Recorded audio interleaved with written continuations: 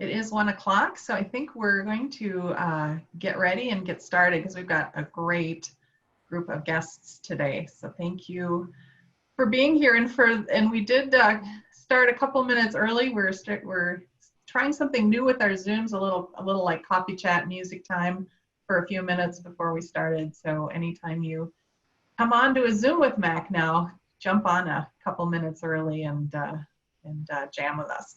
So anyway, good afternoon.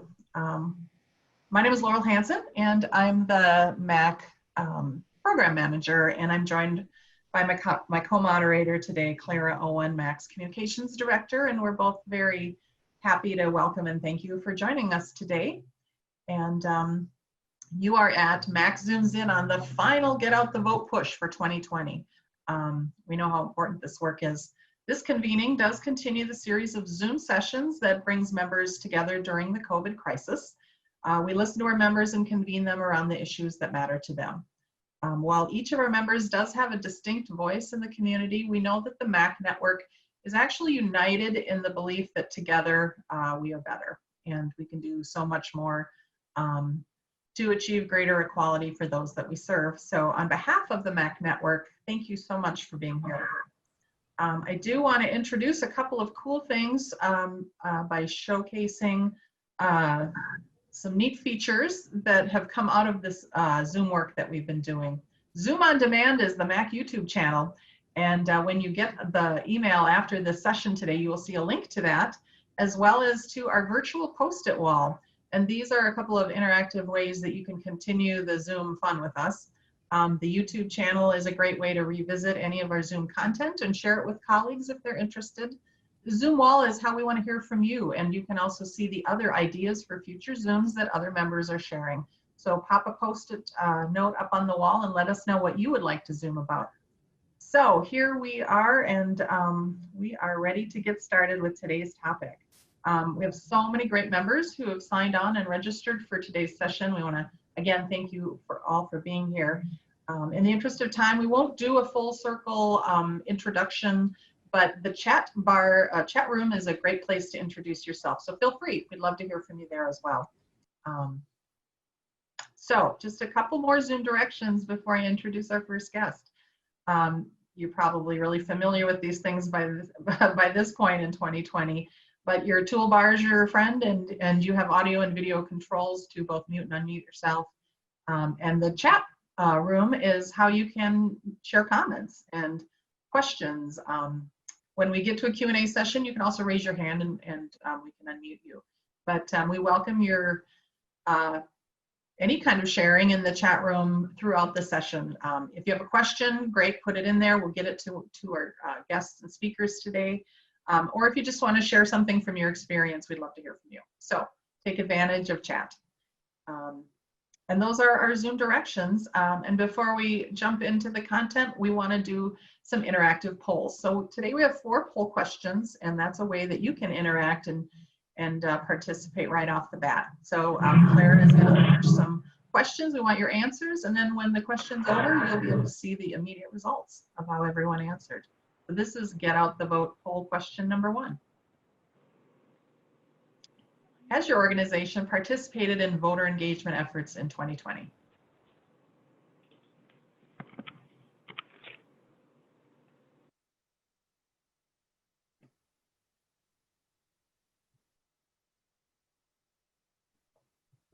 We've got almost everyone answering that poll. Just a couple more seconds, and we're closing the poll. And 80% of you said yes, you have been doing some.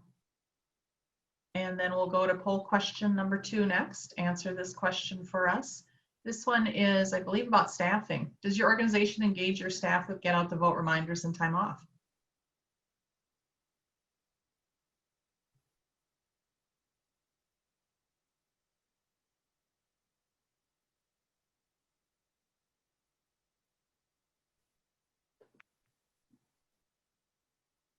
And overwhelmingly, yes. Organizations are talking about getting out the vote with staff.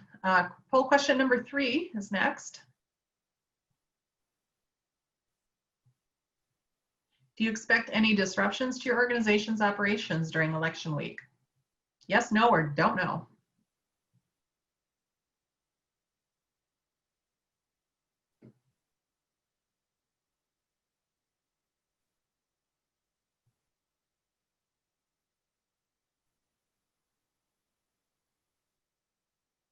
And there are the results. It's a mixed bag. We really don't know at this point. And our last poll question. Are you hearing questions and concerns or seeing confusion in your community about voting, especially because of COVID?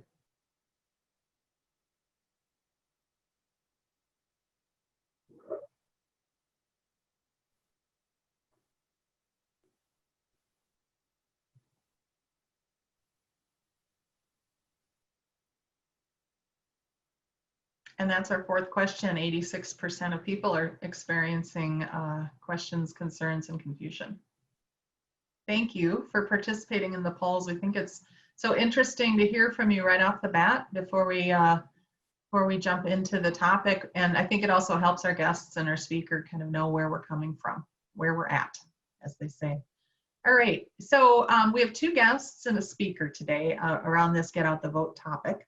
And I'd like to introduce our first guest. She is, I saw her in the gallery. I know she's here. It's Christina Doan, the Human Services and Civic Engagement Manager at CAPI. CAPI is a great MACC member. I've had the privilege of working a lot with Christina over the last year or so. She's awesome. MACC Network member CAPI helps immigrants, refugees, and those in need meet their basic needs, find financial stability, and get engaged in their communities.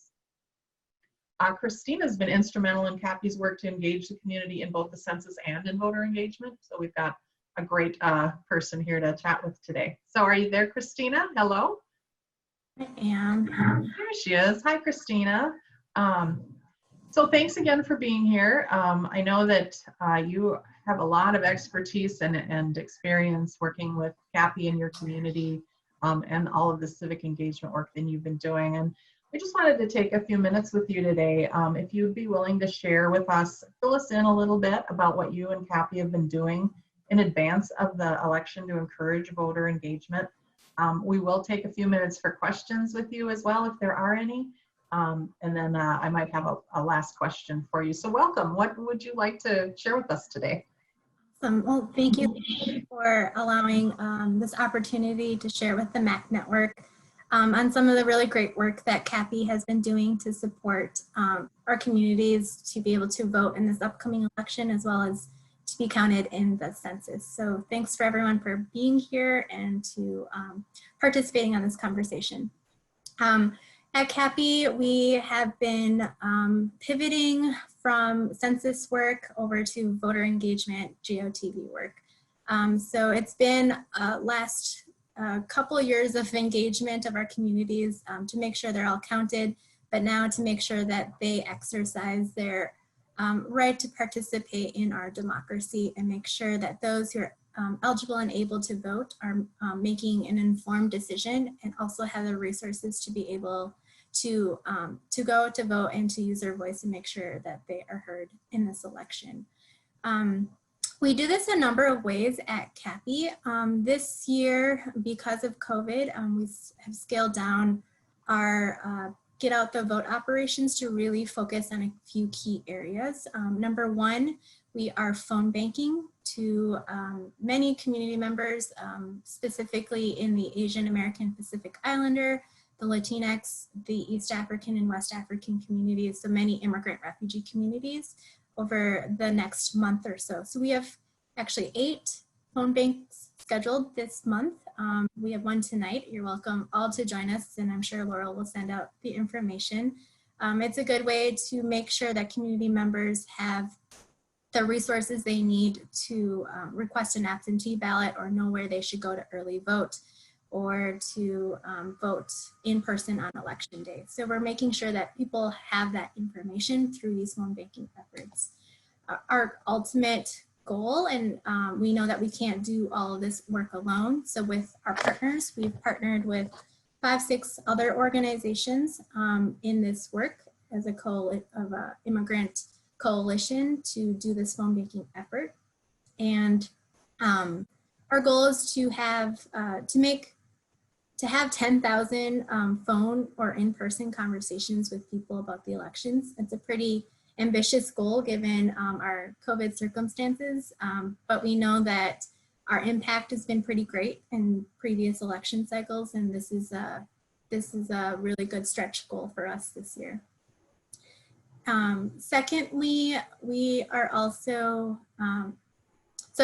so my ask of all of you, I guess, is to come help us phone bank and make the most of the next 4 weeks or so to make sure that everyone in our network has the resources to vote. I will also wanted to point out that we have worked on some vote mailers that will get mailed out to about 15,000 households across the state over the next 2 weeks or so. So 15,000 households will get 2 different mailers from us, both in language to community members who speak Hmong, Vietnamese, South Asian languages, Karen, Karenni. Those are some of the languages that we have identified are the largest need and who aren't getting information on the election. And so that is something we've invested resources into doing as well. And then I wanted to wrap up and say that we have been working with the Coalition on Asian American Leaders and some other partners to create a voter guide, which will inform community members on what does a senator do, what does a city council member do, and those resources will be available both on all of our websites, and those will be in Spanish, Somali, Oromo, Hmong, Karen, and Vietnamese. So quite a number of different languages, a really great resource that we'll make available to everyone in the network. I want to wrap up with just saying that this is, I don't have to tell all of you, but it's a very pivotal election that will impact us for quite some time. Our community members, there's a lot of confusion around like the census and getting counted, and now this is another opportunity for people to participate and use their civic power. And we're just doing our part to make sure that that happens and combating the misinformation or disinformation that is out there and that we anticipate will come very strongly after the elections and after, you know, ballots are still being counted after election day. So part of our role as organizers, as leaders, is to provide the correct information before and after the election, so people are informed, people have a resource to come to as a trusted partner to be able to ask those questions in a safe space. Yeah, if there's any other questions, I'm happy to answer them as well.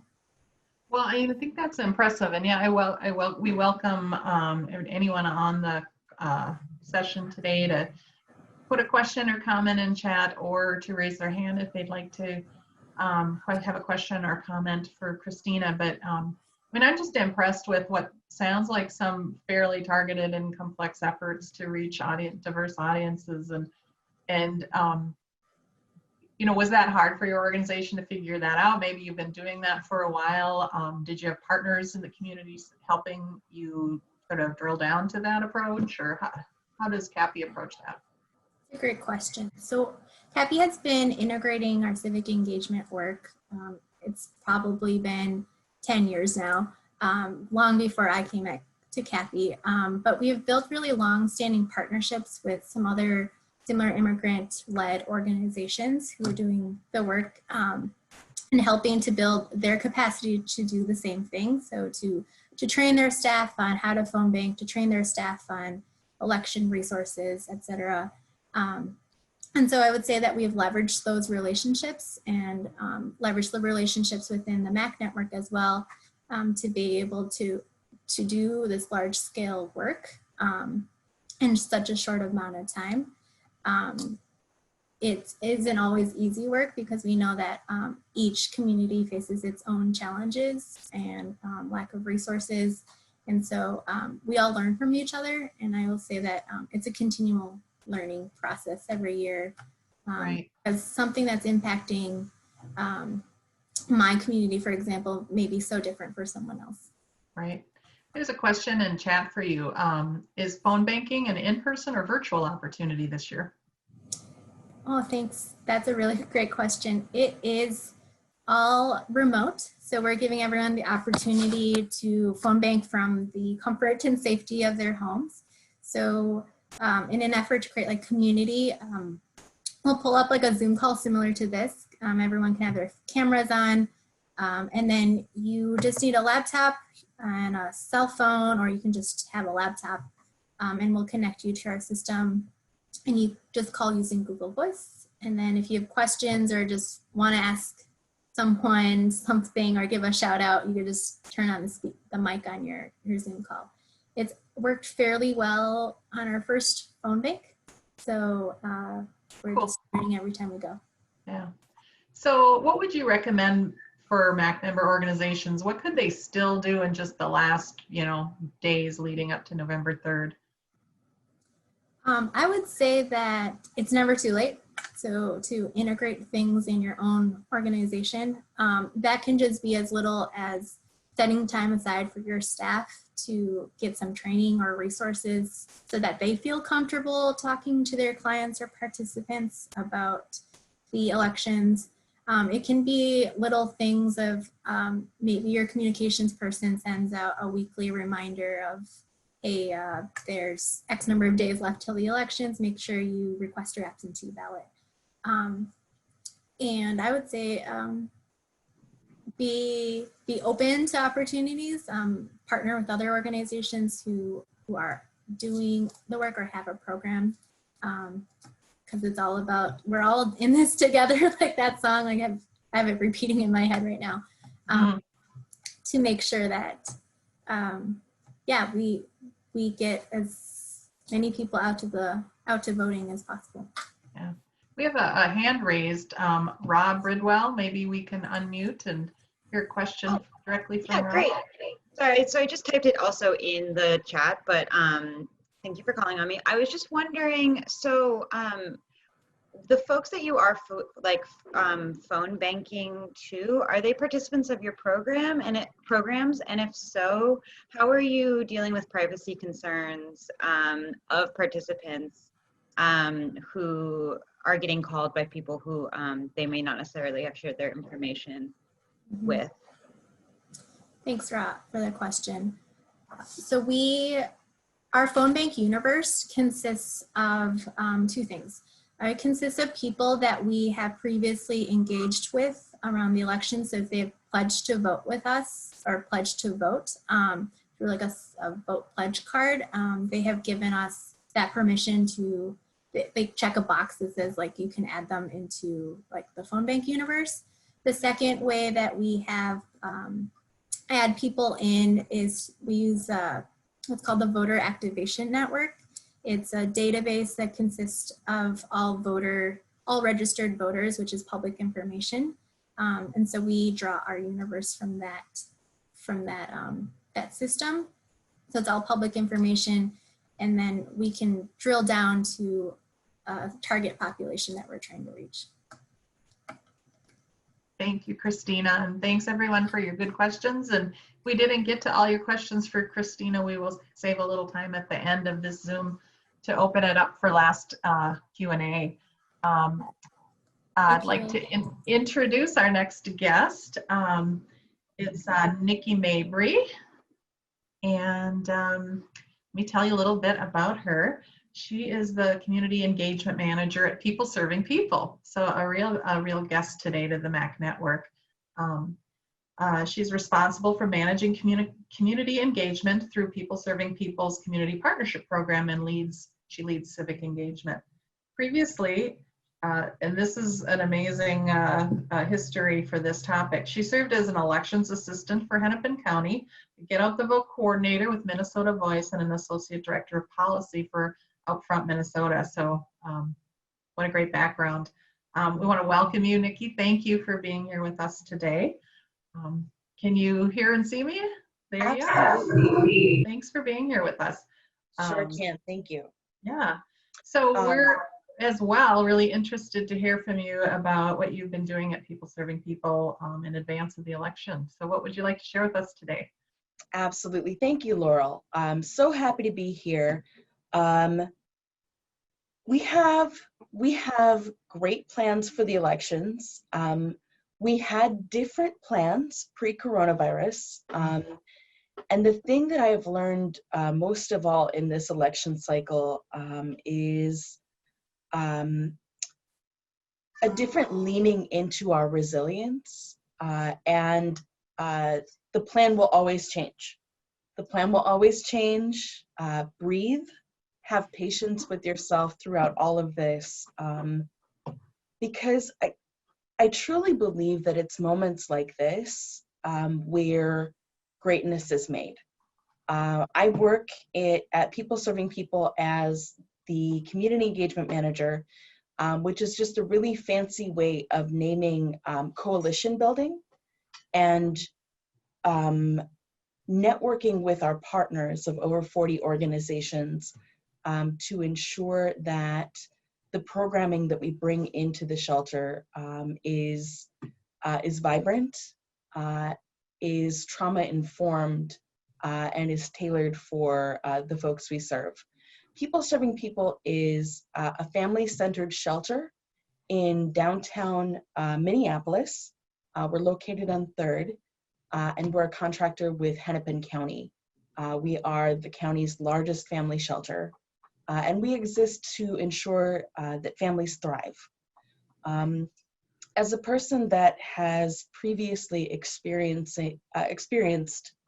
housing instability and homelessness myself, it's incredibly important to me that we build poor people's campaigns that are centered in our strengths as people who experience struggle, and that we the people are centered as experts in our own experiences.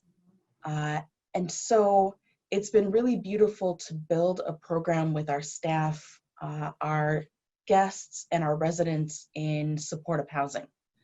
We have 99 emergency shelter units. We have 10 supportive housing units. And you can imagine when it comes to our family shelter, emergency shelter experience, on average, we have families with us about 44 days.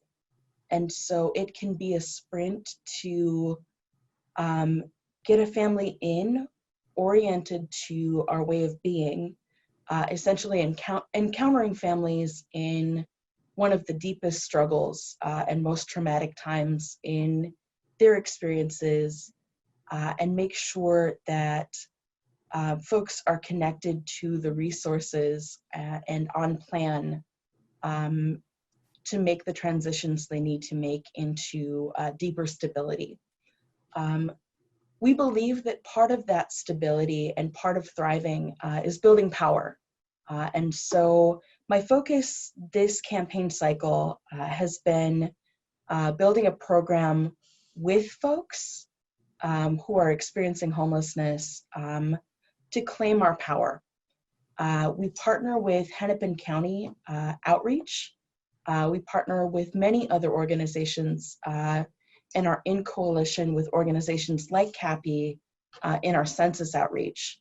We are one of the organizations that saw it prudent to combine our Get Out the Vote efforts with our Get Out the Census efforts.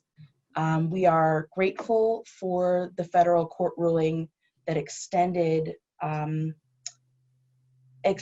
the census counter, extended the timing for our census into October, kind of turning back the administration's previous decision to end counting early, which is a disaster.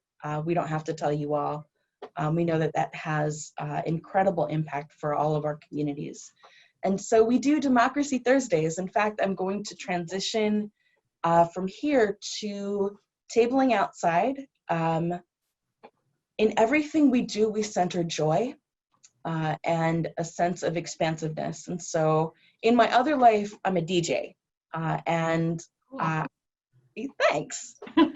So we have snacks available for everyone, regardless of whether you want to interact on census and civic engagement or not. We have activities for the kiddos.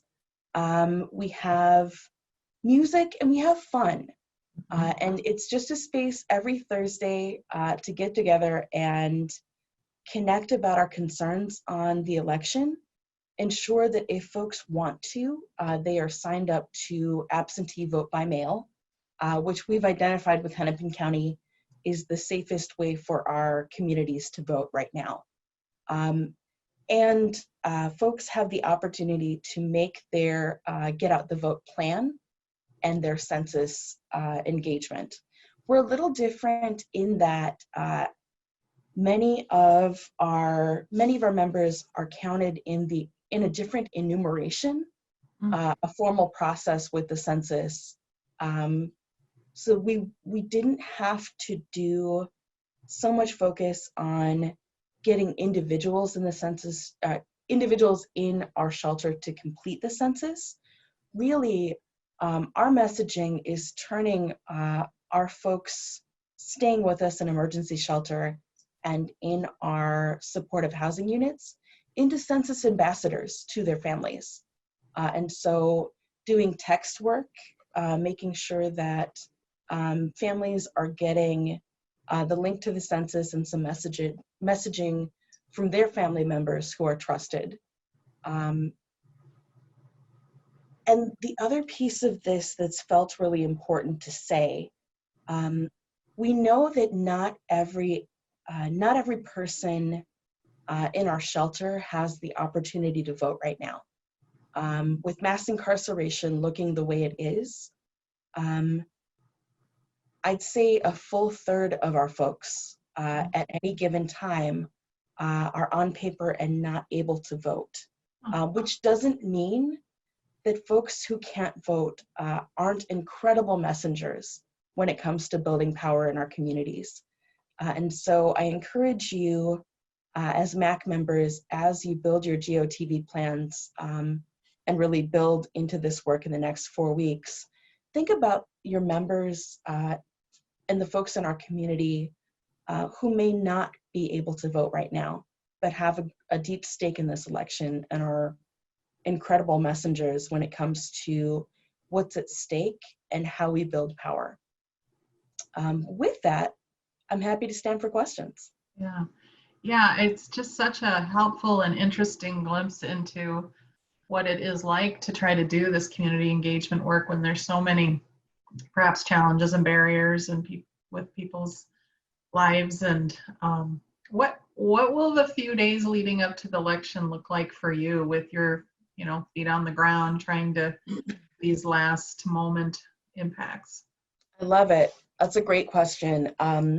We are partnered with Hennepin County to do outreach to encampments right now. As you all well may know, in the city of Minneapolis, there are, as of September 25th, still over about 300 tents up in various settlements. October 1st is the deadline for many of the encampments to fold into more stable housing or for folks to make different plans. And so we've reached out to encampments to help provide resources where appropriate. We don't come empty-handed.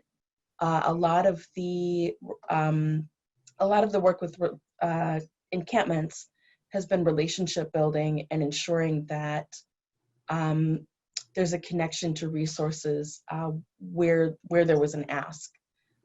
Things like connecting folks with Narcan, connecting folks with warm clothing and equipment,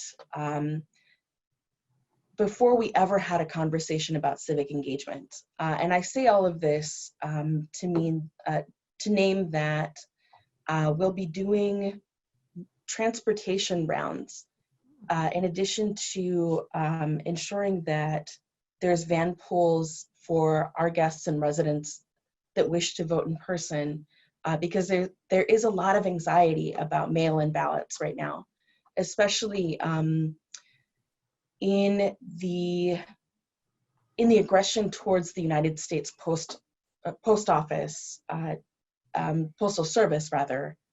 There's been questions our guests are having about just the hardiness and the feasibility of vote by mail. And so a lot of my work is ensuring folks that voting early by mail is safe and effective. And if that's not what folks want to do, we have many opportunities to get out and vote in other ways. And so it's meeting folks where they're at, ensuring that folks have a plan for their power on election day, and some light persuasion when folks don't want to vote, don't feel like that's part of the ways that they build power. And so it's a lot of coordinating the van pool, ensuring that volunteers on the ground at informal encampments have what they need in terms of resources, information, and transportation assistance in order to coordinate countywide GOTV with communities experiencing homelessness. Wow. Fascinating insights. Thank you, Nikki, so much for sharing your story. We're going to toggle now to our speaker, Caitlin Donnelly. And again, we'll leave time at the end for questions for Christina and Nikki. But now I'd like to introduce Caitlin, who is the program director for Nonprofit Vote. They partner with America's nonprofits to help the people they serve participate and vote. And they're the largest source of nonprofit or nonpartisan resources that help nonprofits integrate voter engagement into their services. So Caitlin, hello, thank you for being with us today and for sharing your information.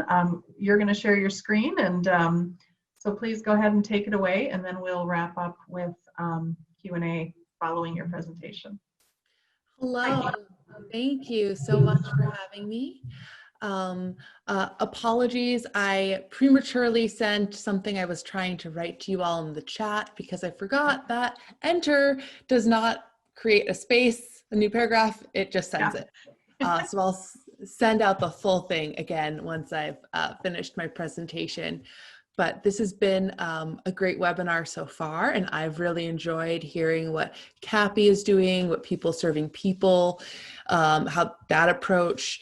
And I enjoyed the polls as well, which gave me a little insight on this group and lets me know that I should focus more on ideas rather than convincing anyone, because you all seem fairly convinced that voter engagement is a necessary and worthwhile pursuit for our nonprofit organizations.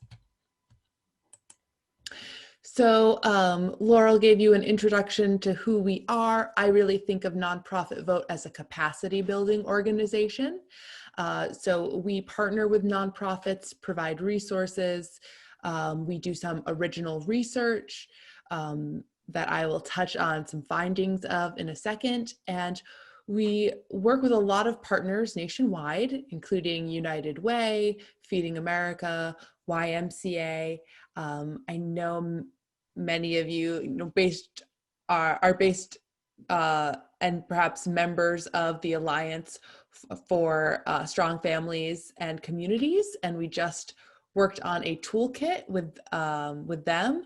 So I feel confident that the Twin City area is getting lots of good nonprofit voter engagement happening right now.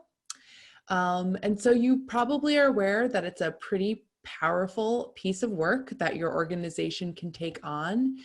And what we've found by partnering with nonprofits who are engaging the people that they serve is that this strategy reaches the people who are typically underserved, and it also has a really positive impact on turnout. So the findings I have up right now were from our 2018 program.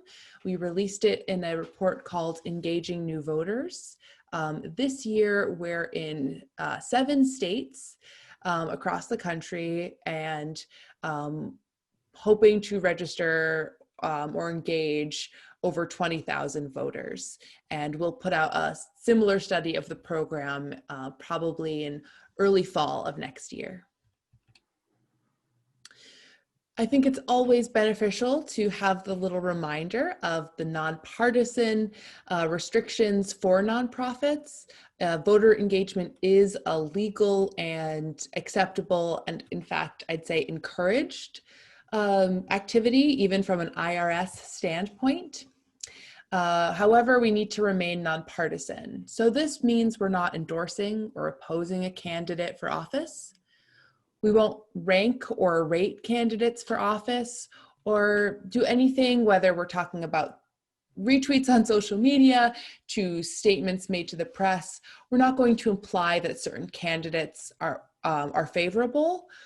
We also won't recommend affiliating with a certain party or deny registration if we're offering voter registration to anyone on account of their political leanings.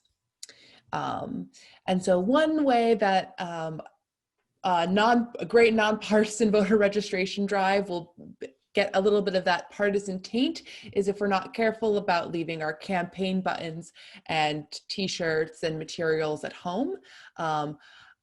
Many of us who work for nonprofits are somewhat political animals, and that's great to do on our personal time, but whenever representing our organization, we really want to make sure that the only message we're putting out there is that we want more people to participate in elections, no matter what their stance is, and not trying to sway or convince anyone to vote one way or another.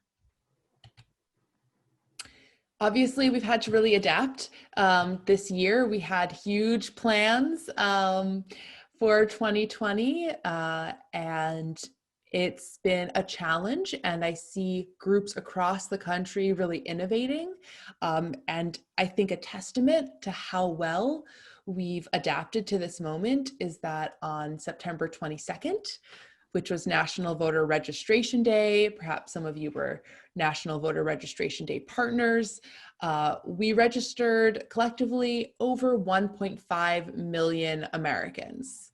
So 1.5 million new or updated registrations in one day is pretty impressive. And so I'll get into some strategies that our partners have found really effective for this year in this context. So the first one is the drive-through. So this image actually shows a voter registration drive-through. You could also do it around vote-by-mail ballots and vote-by-mail ballot requests. And so it's a really good, you can implement social distancing, masks, gloves. Some groups will put links or QR codes on large posters so that voters don't even need to roll the window down. They can do it from their car. My big recommendation is that you really, because you are, service providers, combine this with a service so that you're not expecting people to come out just for that civic engagement opportunity, but maybe you're integrating it into a school supply fair, food distribution, or anything else where people might be coming out anyway. The next one is a good old-fashioned phone tree, phone banking. Some of us are zoomed out, but people are still picking up their phones. So it's great that CAPI has a phone bank that you can get right involved with. And if you don't get to do the phone bank, or you want to do even more, you can phone bank through your own list.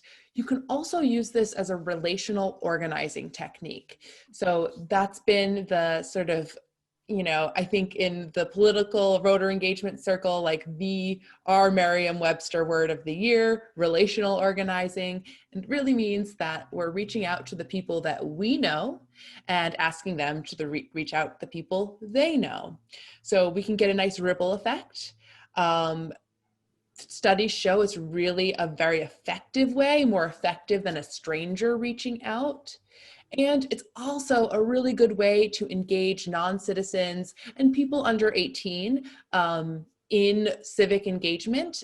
They may not be able to cast a vote, but they can often be very convincing in getting others with that right to do so. You can host a virtual event. Or screen a movie. Some really great documentaries have been coming out recently. The John Lewis documentary, Good Trouble, I believe just came out or is coming out. All In, The Fight for Democracy is on Amazon, and that is about voting rights more broadly, but especially about the 2018 governor's race in Georgia. So something, sort of fun, or bring in an elected leader, but make some time to have people in that moment check their registration, find their polling place, research their ballot, and apply for a mail-in ballot. Next week, October 5th, that week is National Voter Education Week. So it's a great time to host an event, or at least spend that week planning and learning from Voter Education Week so that you can do that voter education when you do host an event. You all said most of you said you were doing time off or some sort of staff engagement. That's awesome. I love it. I was really excited to see that really high number. If you need more ideas or you need sample policy language on time off to vote, we do have a staff voter engagement page and a campaign for nonprofit staff time to vote. The last thing I'd recommend is just making voting show up everywhere, at least in your online presence. The top of your letters, pinning it, can't talk anymore, pinning it to the top of your social media page. We have a whole template countdown calendar on Nonprofit Vote's website. So every week has a different theme, and we've got what you can put in a newsletter, what you could put in a Zoom chat, Facebook and Twitter posts, graphics to go along with those. And so that content is free and available for you to use so that you can spend less time crafting the perfect email message and more time talking directly one-on-one to voters, because we know that's really one of the most important things you can do, that one-on-one interaction, whether it's in person or by phone. Now, I think one of the most important things is being really informed about how the election will work in your state. So I want to show you now a fact sheet we have for Minnesota. So let's see. So this is our voting in your state portal. If you just go to the voting in your state, we have rules for every state, and we're working on fact sheets for every state. So, in addition to, contacting your nearby friends, call your college friends who live in a different state, or your childhood friends, your family members. But for those of you who are very Minnesota centric, this is the fact sheet. So what we really wanted to do here is make this as easy as possible, especially for your volunteers or community leaders, homegrown grassroots community leaders, anyone who spends their time not thinking about the election as much as maybe I do. So we've set it up in a FAQ format. So these questions are really easy to answer. We prioritize giving you a short answer rather than the full legal one. Google your local elections website or your state website will give you really up-to-date information and the full length answer. But if you need some quick answers, they're here. So we have what you need to know to be registered to vote, what you might need to know about voting in person, and what you should know about voting by mail. We also added some links in here, some dates, some links, and the forms. We listed all of these out so that even if this was a printed out paper form handed to someone, they could still reach these links. So this is something we have not ever done before. It's our very first time offering a resource like this, but we hope it can be really useful in making sure people have the information that they need to actually go out and vote or stay in and vote if voting by mail.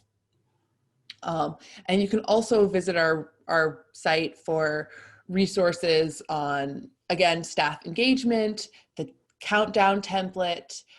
We have lots of webinars, including a webinar next week on October 7th about Voter Education Week, and this really cool tool called the Why Vote tool from Right Question Institute. And that is really designed to help you have a deeper dialogue with the people you serve about the services they care about, and having them formulate their own questions about what they need to know to feel comfortable voting. Sometimes they can be fairly unexpected, or just not, the ones that many of us may have top of mind. People will ask, can I bring my kids to the polls? Or what do I do if I make a mistake? And so really opening it up for them to ask questions in addition to providing this information. It's important to have that two-way street.